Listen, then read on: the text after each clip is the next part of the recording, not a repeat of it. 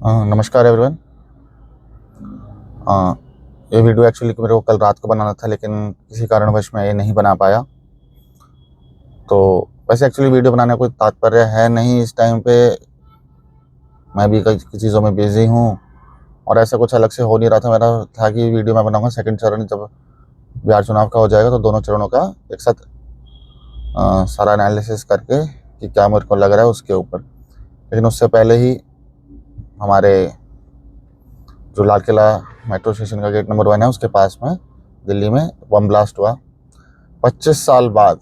25 साल पहले भी 2000 में 23-22 दिसंबर को बम ब्लास्ट हुए थे दिल्ली में, और फिर अभी अब ये भी इसकी किसी ने दी नहीं है, मतलब पूरे तरीके से क्या कहते हैं उसको, जिम्मेदारी की किसने किया किसने नहीं किया। लेकिन मेन बात ये है कि ये हुआ, और ये हुआ बिहार चुनाव के सेकंड जो चरण है उससे एक दिन पहले, इंडिया गेट सॉरी लाल किले के पास मेट्रो स्टेशन गेट नंबर 1 पे, जिसमें कई गाड़ियाँ साथ, जैसे जो गाड़ी बताया जा रहा है कि स्लो मूविंग कार आई है, उसके बाद उसमें ब्लास्ट हुआ है, तो वो उस कार पे आहत हुए हैं। आसपास की कई सारी गाड़ियाँ पे नुकसान हुआ, कुछ शॉप्स पे भी नुकसान हुआ है। और ये जो धमाका था वो काफ़ी तीव्र था कि आसपास के जो एरिया है वहाँ के लोगों को क्या कहते हैं आफ्टर शॉक्स महसूस हुए हैं। खिड़कियों के कांचों पे टूटने की बात सामने आई है और 10 लोगों की जान गई है। सबसे मेन चीज़ होती है जान का नुकसान, क्योंकि जिसके घर में इसके बाद वो लाश मतलब जो बॉडीज जाएंगी तो उनसे ज़्यादा किसी का दुख कुछ मायने रखता नहीं है।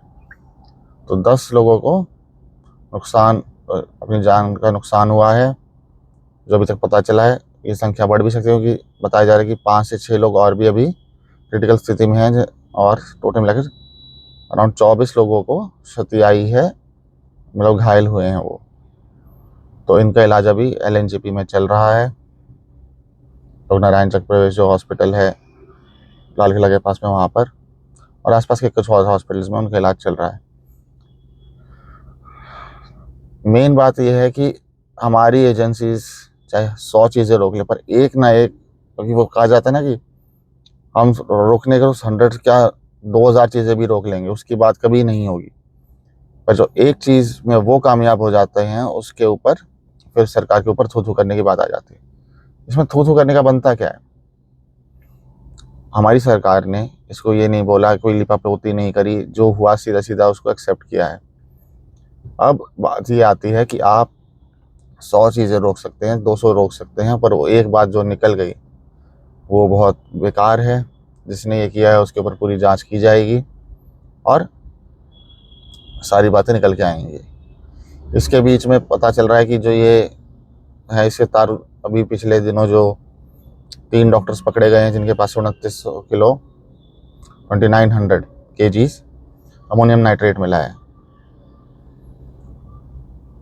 ये सहारनपुर से पकड़े गए हैं, फरीदाबाद में क्लिनिक चलाता, और ये बताए जा रहे हैं कि जम्मू कश्मीर साइड से हैं इनमें से 2।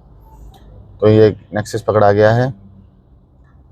इसके अलावा और भी कोई चीज़ें हुई हैं जिसके बारे में मैं अगले किसी वीडियो में, जब मैं आराम से प्रॉपर वीडियो बनाऊंगा, उसके बारे में बात करूंगा, जिसमें ड्रग कार्टेल और ड्रग रैकेट्स भी दिल्ली में पकड़े गए हैं और उनको भी सफाया किया जा रहा है।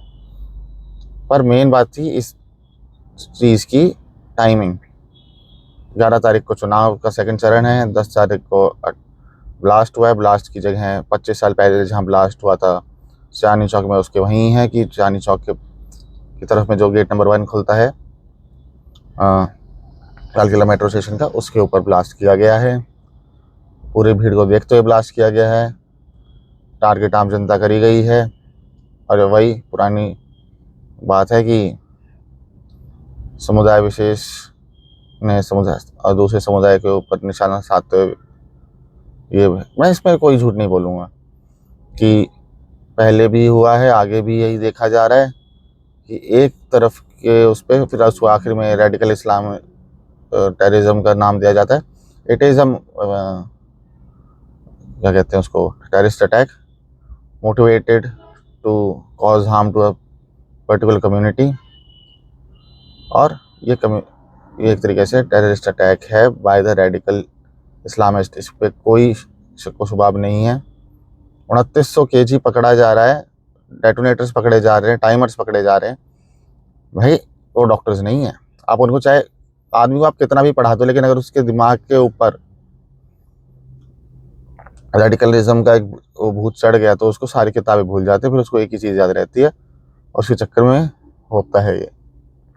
एजुकेशन सिस्टम पे आप ये कह दो कि ये था, ये वो था, उससे कुछ नहीं होता है। ये हेडमास्टर का बेटा है, उसके वजह उससे कुछ नहीं होता है। हमारे देश में ये नहीं होना चाहिए, और कोई बाहर के लोग नहीं पकड़े जा रहे हैं, हमारे देश के ही लोग पकड़े जा रहे हैं। अगर हमारे देश के ही लोग पकड़े जा रहे हैं तो इसका सिंपल सा फंडा ये बोलने का है, ये जो कुछ हो रहा है ये बिल्कुल मोटिवेटेड है because of hate towards a particular community. उनको निशाने पर रखते हुए हुआ है। दिल्ली के सबसे इम्पॉर्टेंट एरियाज़ के ऊपर टारगेट करके हुआ है। चुनाव से एक दिन पहले ये हुआ है, और ये बिल्कुल ही गलत है। उसके बाद सबसे बड़ी गुस्सा है मेरे को मीडिया के ऊपर। अरे जहाँ अटैक हुआ है वहाँ पे CISF है, CRPF आ रही है, पुलिस वाले आ रहे हैं, आपसे साइड में खड़ो के वेट नहीं किया जाता? जहाँ पे बम ब्लास्ट हुआ है उसके सीन को कंटेमिनेट करना ज़रूरी है, दूर से खड़ा होकर पॉइंट आउट नहीं कर सकते। लेकिन नहीं, जाके कंटेमिनेट करो उस सीन को। साला इतना बेकार कर दो कि फॉरेंसिक टीम वालों को कुछ ना मिले तो उसकी क्रेडिबिलिटी कम हो जाए। अपनी ही जांच एजेंसियों के लिए इतनी ज़्यादा, बस क्या ही बोले। फिर कहते हैं जी हमारे को व्यूज़ नहीं मिलते। कौन देगा तुम्हें व्यूज़? असली बात सब लोग वेट कर, अब यही होता है कि असली बात का वेट करते हैं फ्रॉम द अथॉरिटीज़। तुम्हारी चैं चपैट के चक्कर में बस पड़े रहो, यही करते रहो, और आगे चल के और रिलेवेंट हो जाओगे। फिर आंख में ताली बजोगे कि क्या हो रहा है, क्या हो रहा है। भाई थोड़ा तो यार देखा करो, सब्र कर लो, अगलों को आके चेक कर लेने दो, सैंपल्स कलेक्ट कर लेने दो। लेकिन नहीं, जाके सबको भैंस की आँख वहाँ पे जाके चुल मचानी है ग्राउंड जीरो से। अरे ग्राउंड जीरो से उसमें बैठ के रिपोर्टिंग कर ले तू फिर फटी गाड़ी में। पर नहीं, तुम्हें तो ये बकचोदी करनी है, करो। सॉरी, गुस्सा भी है तो निकल गया।